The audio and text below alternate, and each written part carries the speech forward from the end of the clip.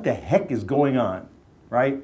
If you don't know that, it's hard to be an effective citizen, right? As passionate as you may be, is how much time do you have to do these things? You know, we're all busy with our families and our businesses. We don't have unlimited time. So the easier it is for us to get a hold of some of these key documents, whether it's a budget or an agenda or some planning documents or some other things of this nature, to understand what your government is doing and what it plans to do. The easier it is to do that, the easier it is for you to be effective citizens. And the more time you have to waste just figuring stuff out, the less time you have to actually impact that. In other words, to weigh in and go, I like it, I don't like it, well, what do you think? Should we, show of hands, that kind of stuff. The democracy stuff. Well, until we get the information, really, it's kind of hard to do democracy. And not to be, sentimental about it, but, the founding fathers and mothers who put this country together had this idea that in order to entrust the government to us, the folks, we had to be smart. We had to be smart, we had to be informed. I know it sounds, like from your civics textbook, but that is the God's honest truth. They expected us to be smart, and that's why newspapers and the press is protected in the Constitution. So we find ourselves in a situation here, and not just Woodstock or Chicago, but in America, where there's a bunch of things sort of come together to make a perfect storm of civic ignorance.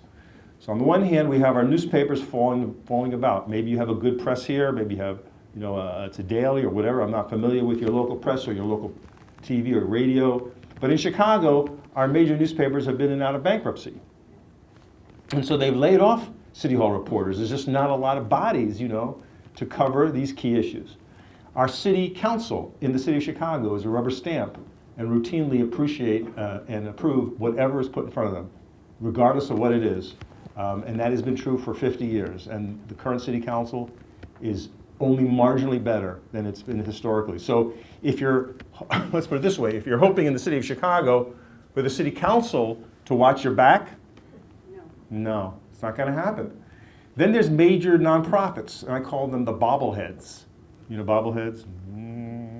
These major downtown civic organizations tend to agree with any bad, crappy plan that's placed in front of them by what I call big capital, big projects like, pouring a lot of concrete. And there's usually a few planning agencies that are pushing these projects.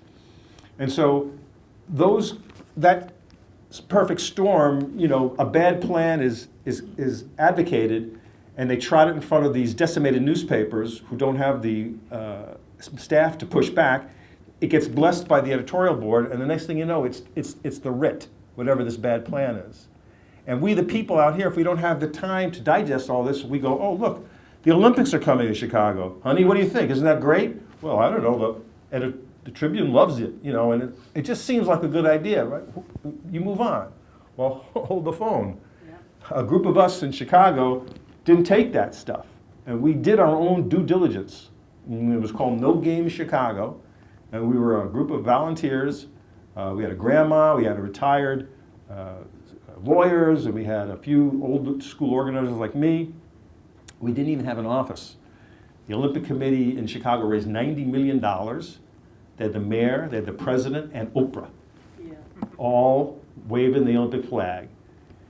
The Olympics is the biggest brand, one of the biggest brands on the planet. It's recognized by just about every living creature, and it has that high emotional, it's the little kids tumbling and the big beefy guys lifting weights and the brotherhood of sport. BS. It's just a lot of BS. Well, the more we looked into it, the less we liked it. But who else? It was telling that story. So this is just an example, but it was a big example of something that was going to come to Chicago, pushed by all the powers that be, uncriticized by the local press, and just sort of washes over the population, backed up by a lot of money. In this case, it was marketing and signage and endorsements and like I say, Oprah. Well, we outthought them. We outfought them and we outthought them, and we killed the bid in the first round of voting. And we know we had an effect. But that journey is indicative of who I am and why I'm here. So in the run-up to the Olympic fight, we kept running across the narrative from the city that we were broke. And we're hearing that quite a lot in Chicago. And because we're broke, and we have no clue as to how to have economic development that's just and equitable, not just for the mayor's friends, since we have no clue of that, we're going to do these cockamamie plans like the Olympics, and it's going to be fantastic. That was the narrative we were fed. Well, we got a hold of, in the No Games group, of the TIF reports, tax increment financing reports, and that's really the start of my work in this area. And we found that, in fact, that Chicago was not broke. So let's get into it. That's a little bit about me and my background. This is our 43rd meeting since we started the TIF Illumination Project in February of 2013. We've been all over the city of Chicago and a little bit outside. This is the farthest we've come, so thank you for bringing the TIF Illumination all the way out to McHenry County. And we're just delighted to be here. The TIF Illumination Project is a work of the Civic Lab. We use data mining, investigatory journalism, map making, and graphic design to answer the question, what is a TIF anyway? Why should I care? And most importantly, what's the impact of where I live? And you guys live here. As I say, we did mostly in the city of Chicago, 141 TIF districts across 33 wards, in front of about 4,500 people. We've had 80 stories written about us in the local press. Interestingly, the Sun-Times and the Tribune and the WBEZ have not covered our work, even though we've been everywhere. It gets to shows you about when you poke your finger in the eye of power, you disappear from a lot of the radar. But we soldier on. I'd like to say that, you know, despite the fact that we have no money, we have impacted the civic dialogue in the city of Chicago, and hopefully we're going to do so here. We'll start a civic dialogue, perhaps, about some of these issues, and I'm very proud of this work. Okay, so the thing that there's some I guess I could say 50,000-foot altitude questions I'd like you to keep in mind as we move through this material. And basically, the material is about half and half. The first half is kind of like, what is a TIF? How does it work? And maybe we can stop for Q&A because it gets a little geeky. If you have a question in this first part, we'll try to get through them. But then the second part, we zoom in on where we are. So today we're in Woodstock. But in the other situations when we were in a specific ward, we would talk about the TIFs of that place, of that ward, the 13th ward, the 23rd ward, or whatever. So we made it very, very particular for the attendees. Okay, the first question is, under what circumstances do we give public money to private businesses? Under what circumstances does your tax money get transferred to a private business? Okay, because that's kind of the game here, under the guise of economic development. But that's essentially what you're proposing, and this is just one way that we transfer what I would call public assets, in this case your property tax dollars, to a private stakeholder, a business person, a developer, or something of this nature. And is it okay to do that? And if so, under what rubric do you get to weigh in on? How does that happen, if it happens? Number two, who plans what for whom? We're going to do something in order to have community development. So your community is undeveloped. Well, what does that mean? And what do I need to make it developed? And again, that's a giant kind of highway that a lot of trucks drive down. And unless you are in on the conversation, you can get your community developed in a way that you don't like, because someone else answered it for you. And Chicago, of course, is famous for big plans. We're always bragging about the Burnham Plan from 1909. But the mindset that developed the Burnham Plan 100 years ago is not appropriate, in my opinion, for a lot of urban America. But that still drives a lot of planning in the city of Chicago, and it's unquestioned. So I am about asking questions. So who's defining what a developed community looks like, I guess, is what we want to think about. And are we broke? And what about funding essential public services? As I say, the narrative in Chicago is we are so broke. The mayor is asking for another $500 million in property taxes, as well as they're going to slap fees on garbage collection, bowling, Netflix, I don't know what else, So is that okay? And, I don't know what the situation here is in Woodstock, but, the whole state is hurting, isn't it? Yeah. And we're getting this dialogue from our state leaders that the state is bleeding money, and therefore a certain set of conditions must follow. And I want to push back on that. And you'll see why. So are we broke? Or another way to put it is, what is the true state of our finances? Do we feel that we have a grip on them? Do we have a grip on them? And who's watching our back? I think I'm pretty plain in my analysis of Chicago, where I don't think anyone's watching our back. I mean, that's how I feel as a citizen activist these many years. The No Game Chicago fight was just one of many fights I've had with the mayor. But I always feel, where's all these other groups, like nonprofit groups or, the universities or somebody who should be sort of helping us collectively sort of watch our backs when these crappy projects are proposed, whatever they might be. And therefore, I ask us to think about, where our leaders are going to come from. What is a TIF? TIFs were started in California in 1952. They came to Illinois in 1977. We were the 25th state to adopt this. These TIF districts can last up to 23 years, but they can be extended for another 12. They're used as a financing mechanism to get something built that wouldn't otherwise be able to be built. So we are introduced to this concept of blight and the but-for condition. The idea is, I want to build a little strip mall or a little mall with a Walgreens, and a pizzeria in it, something like that, in a part of your community that is blighted. Now, in Chicago, blighted usually means people of color who are poor. But in other parts of the country, blighted could mean just poor people, or the area is sort of neglected and it's kind of seedy looking. So there's this kind of a definition that you might, in your head, when I say the word blight, it might trigger an image. But basically, the banks have left that area. So the bank is saying, Tom, it's great you want to build your little mall with the Walgreens and the pizzeria in it, but the area you wish to build in is dangerous or dicey.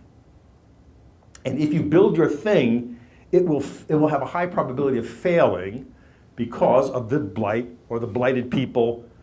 People will steal from you, or you won't be able to rent your little stores, or it's too risky, Tom. And so the money I'm going to get you, I can lend you the money, but it's going to be very, very expensive, like 20 points. But if you want to take the risk, we'll be happy to profit from your risk taking. But I say I can't make it work, because if I take the loan at that rate, I'll have to charge rent so high that I can never get my project off the ground. My project will fail, and the whole thing will be a bust. Is there any way I can get some help? Can I get some help? It's a for-profit project owned by me, but can I get some help? And if there is a TIF district, the answer is yes, you can. So TIFs are created by cities. The law is a state law, but the TIF district itself is created by your municipality and operated by your economic development unit, whatever it's called, or the Department of Planning, say. And the TIF district would be created, for me in this case, and say it looks like this. And here's First Street, and here's Third Street, and here's X Avenue and Y Avenue. And I want to build the project right here. So the city draws its TIF boundaries, and they do it in such a way as to maximize the revenue that's going to be needed for my particular project, and I can get up to 30%.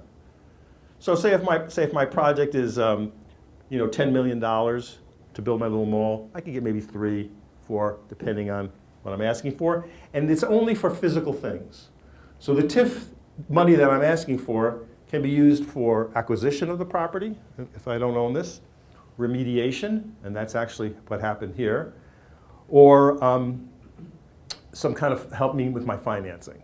So it's for physical construction. That's very important.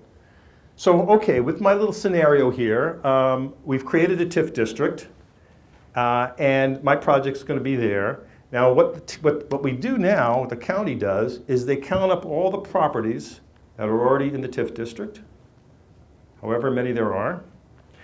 And let's say there's 100 properties in year 0.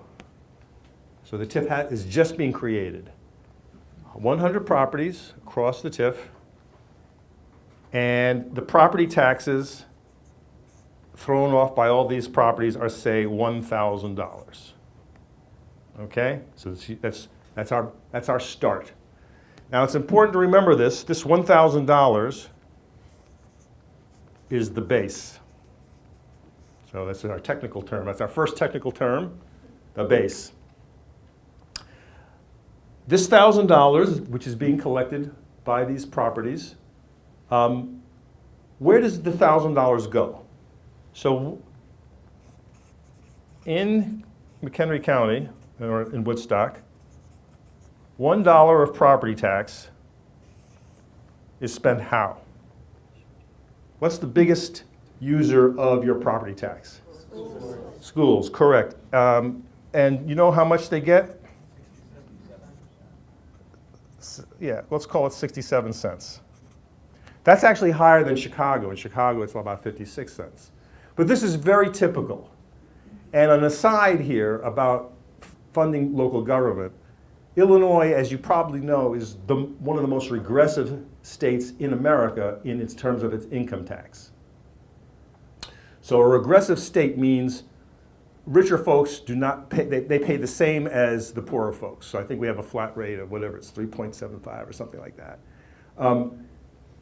So the person making 100 million pays the same percentage as the person making 30,000. That's regressive.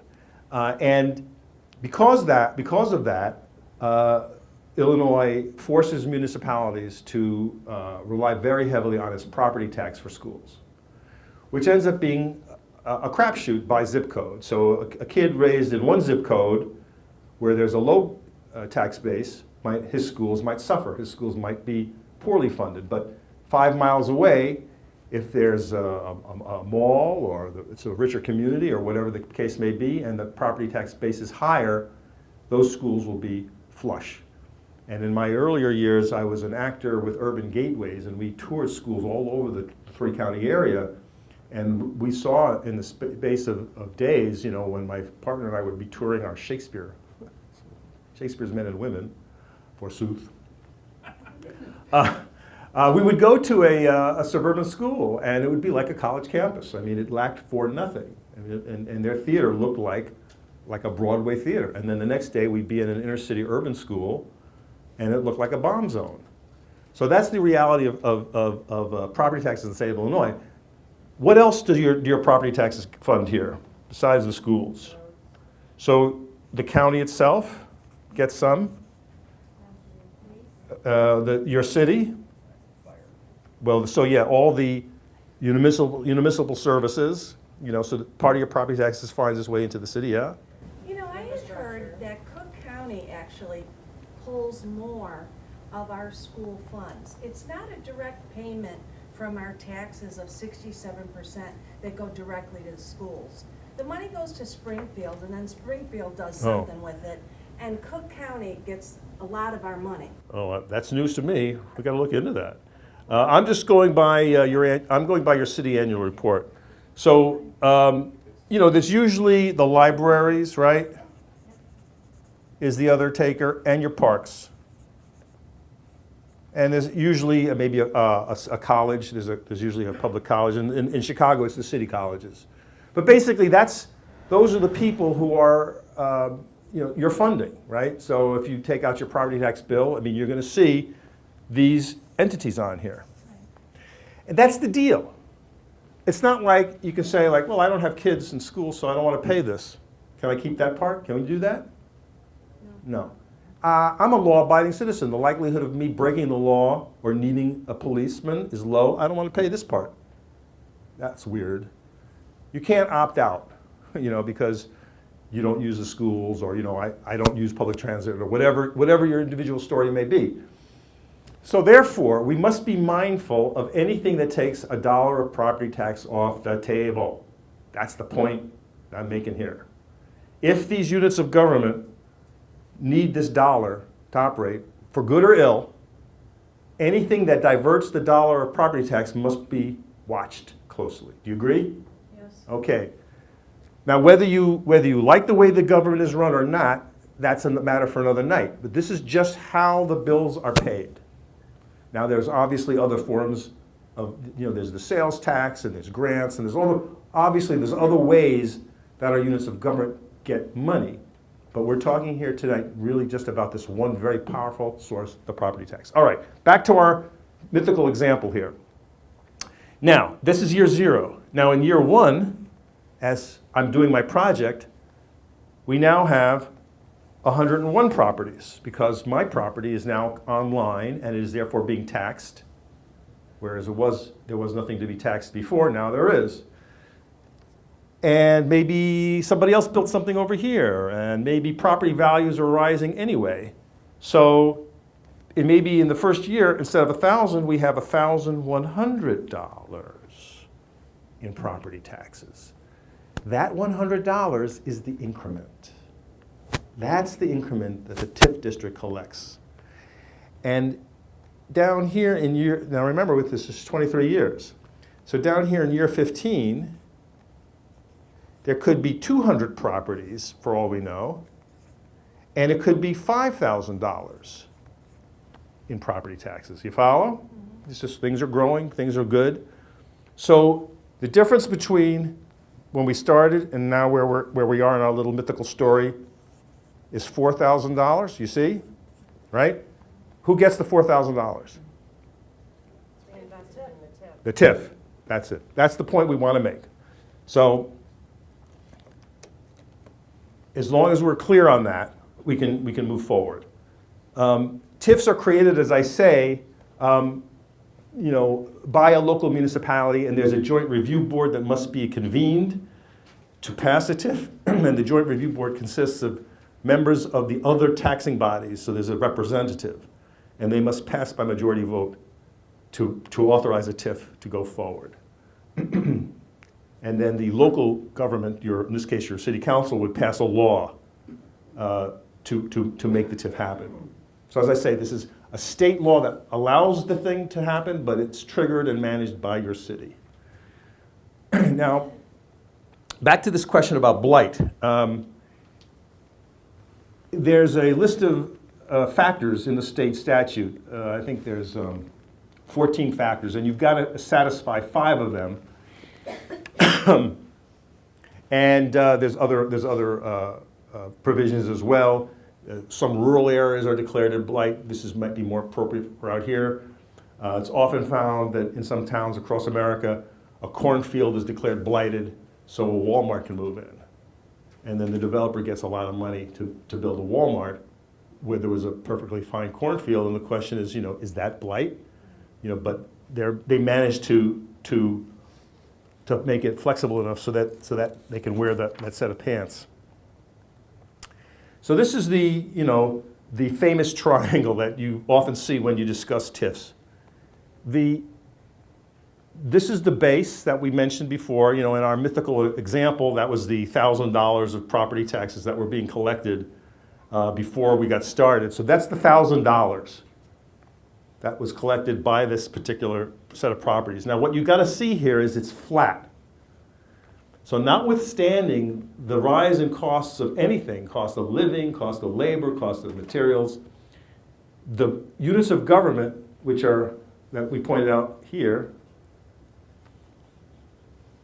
right there, they're not getting a raise. They're getting that $1,000 is flat for 23 years. So we're starting to see some of the policy implications when we put TIFs into place.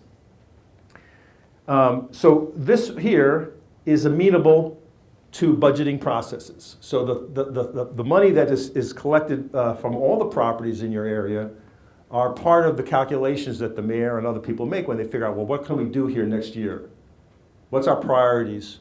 We want to build a new library. We want to have a festival. We want to start a remediation program for kids who can't read. Whatever the priorities are of your government are going to be reflected in budgets that you and your representatives supposedly can look at. Now in Chicago, it's a farce. You know, we really, as I mentioned, it's very hard for us to impact that process, but there is a little moment of opportunity in Chicago for the citizen to try to understand and impact the budgeting process. But maybe here in a smaller community, it might be more friendlier, it might be easier, and people might know each other, and therefore it's maybe more amenable to public pressure when they say, you know, we don't like that. Don't build a skating rink. We want a new library or whatever.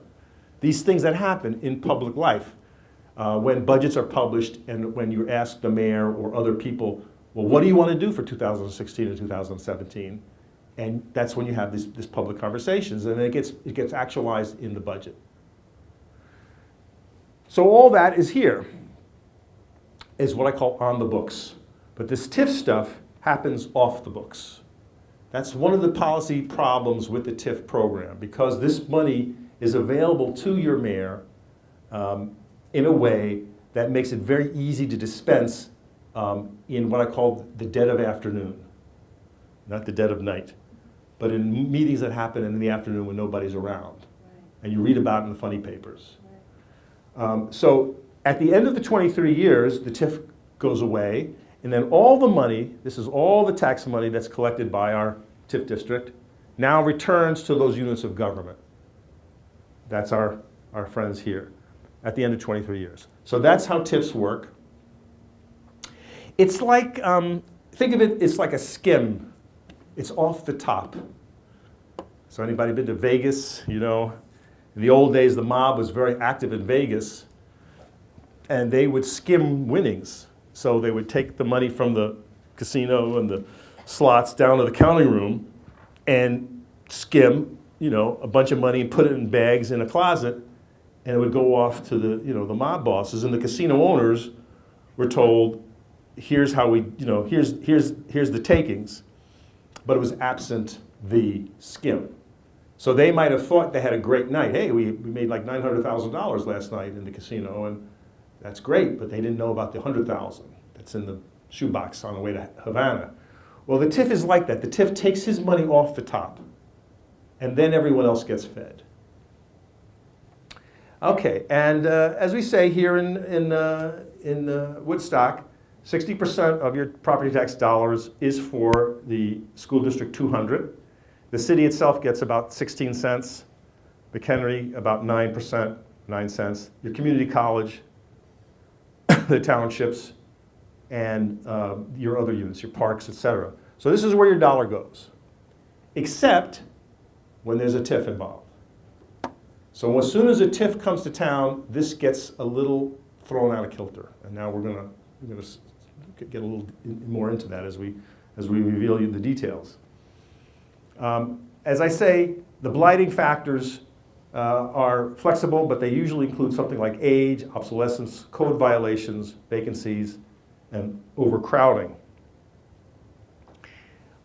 They also have to pass the but-for test, so they're related, which means that unless the project gets this public money, it can't happen. It's like like I say, the market is failed, and but for the infusion of public money, your project could not happen. So if a project is being proposed for TIFs that looks like it's a perfectly sensible commercial project, you have to ask yourself, have you passed the blight? Like, is this area truly blighted? Like, would a common sense person say this is blighted? And just as important, why can't the market support this project? I mean, why can't you just go to the bank to get a loan and roll the dice, because this is a capitalist society, the last time I checked. You take your risk, right, and build your thing, whatever it is, sell your stuff, whatever it is you're selling, and you make a profit, you reward your stockholders and your employees, and you move on, and you have a great time. Or you fail. You take a risk, and the thing that you built, that you wish to make money off of, it just doesn't satisfy the public, and you go belly up. And that happens too, right? That's part of the game of commerce. Okay, but this but-for thing is you know, consultants make a lot of money proving blight and the but for. So there's a whole cottage industry of people who make their living, kind of threading the eye of the needle, and the camel is threading, the camel's holding the needle. I'm not sure what the metaphor is, but, we need to be mindful of these standards. And Chicago, where I live, is TIF gone crazy. 32% of the city of Chicago is in a TIF district, and no other city has it quite as bad as we do. And so I use the image of the Frankenstein monster. It's like the scientist creates the thing for good. It's like, let it be alive and I will control it. It will be good. And then the thing breaks its chains, kills the scientist, sets the village on fire, and oh my God, the whole thing is gone topsy-turvy. The thing that you created, you can't control it. It's that image. And so in Chicago, we have 150 TIF districts. And in 2014, they extracted $426 million in property taxes. That's almost $500 million of money gone missing. Since TIFs came to Chicago, they've extracted $7 billion. And it's a fair question to ask, what happened to that money? Where did it go? That's part of what the TIF Illumination Project is trying to figure. We're answering that question. It's historical data. Some of it is impossible. But we're gonna wrestle that baby to try to give the people of Chicago a thorough accounting. And again, to carry on our, our movie monster, Mr. TIF is trashing our city. What the TIF Elimination Project has done for the city of Chicago is we have been able to find out how much money is sitting in the TIF accounts at the end of the last year, because each TIF has a bank account. So in this conversation about are we broke, at least in Chicago, it's very germane to ask how much of our property taxes are sitting in these little piggy banks. Are you sitting down? Yes. Let the records show the audience is sitting down. This is how much was sitting in the TIF accounts in Chicago at the end of 2014. Do I hear a collective intake of breath? Yeah, $1.4 billion is a lot of change sitting somewhere in somebody's bank accounts, earning we don't know what interest in the city of Chicago at the beginning of 2015. Well, we made that public, and that made news. That's making news to this day. And the mayor has said to me publicly that I'm right, but he's got it all taken care of. Trust him. All this money is well spoken for. It can't be released it can't be used to solve the problems that are plaguing the city of Chicago right now. It can't be used to help our schools or health clinics or other things that people are crying for, because he says the money is spoken for. So we're in a tug of war right now, myself and the mayor's office, for them to come clean and prove it to us.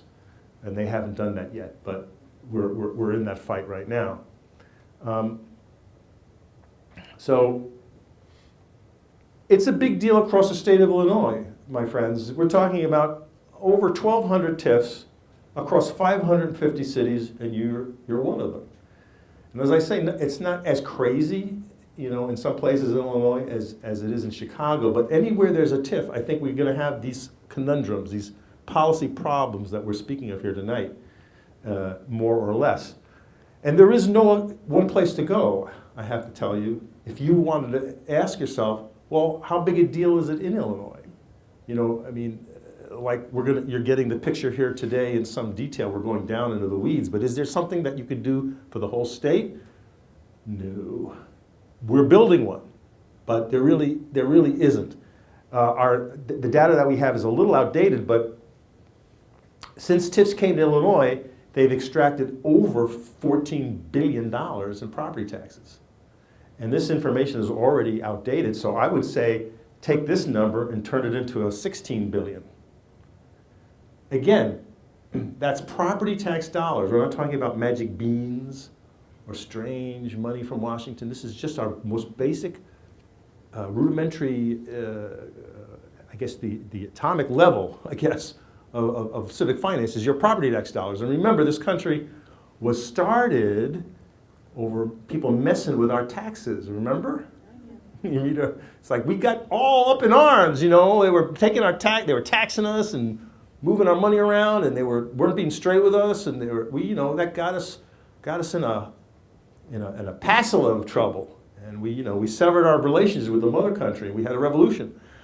I don't know if we're ready to have another revolution over this, but I put it on the table for your consideration. Now, how big a deal is this across the whole country? Again, I wish there was one place to go to tell you, but it's my own estimation that it could be as big as $20 billion in property taxes gone every year across thousands and thousands of TIF districts across the entire country. And if we use the rule of thumb of 50 cents of the property tax dollar is supposed to go to the public education, like you guys are a little high, if we use that rule of thumb, then public education in America is being deprived of $10 billion every year across this country. To me, that's a headline. I don't know. It's a headline somewhere.